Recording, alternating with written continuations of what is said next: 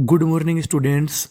हम लोग इस क्लास में कठिन कठिन मीनिंग को पढ़ना सीखेंगे और हम लोग उस तरीके को सीखेंगे कि कैसे कठिन कठिन मीनिंग का उच्चारण किया जाता है और कैसे हम लोग इंग्लिश पढ़ने की शुरुआत करते हैं।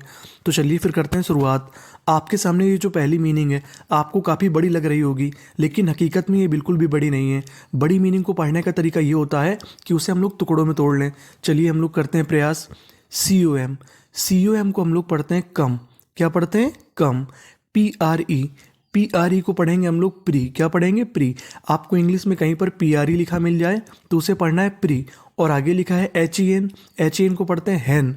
क्या पढ़ते हैं? हैन। और आखिरी में है SIVE, SIVE को हम लोग पढ़ेंगे सिव। क्या पढ़ेंगे? सिव।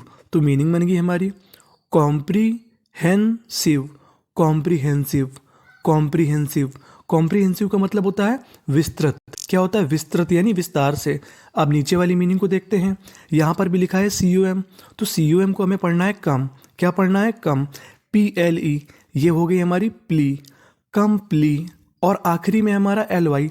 आपको याद रखना है कि आपको इंग्लिश में कहीं पर भी आखिरी पे LY लिखा मिले तो LY को पढ़ते हैं हम लोग ली। क्या पढ़ते हैं? ली।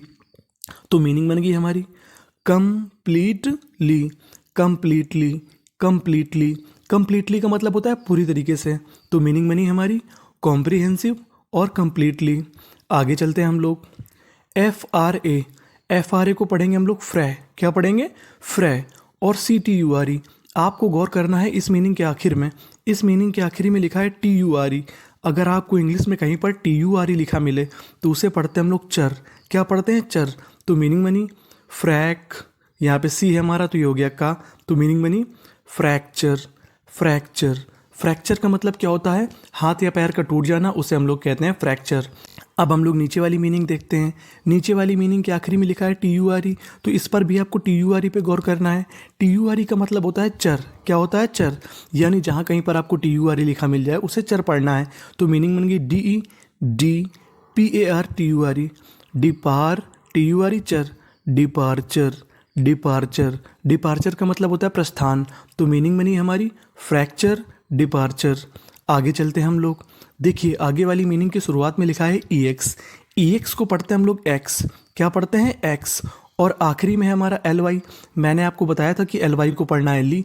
तो मीनिंग बन गई EXX, TREME, ट्रीम, ट्रीम। तो मीनिंग बनी एक्सट्रीमली, एक्सट्रीमली।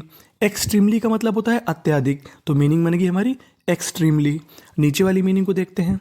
EX से शुरुआत में ex, TRA tra, extra, extra, ORDI ordi, NARY nary, extraordinary, extraordinary. Extraordinary का मतलब होता है असाधारण। क्या होता है? असाधारण। तो मीनिंग बन गई हमारी एक्सट्रीमली और एक्स्ट्रा ऑर्डिनरी। अब आगे वाली मीनिंग पे चलते हैं। देखिए आगे वाली मीनिंग की शुरुआत में लिखा है PER। क्या लिखा है? PER।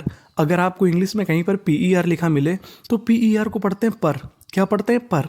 और आखिरी में लिखा है TIUN, और TIUN को पढ़ते हैं शन। क्या पढ़ते हैं? शन।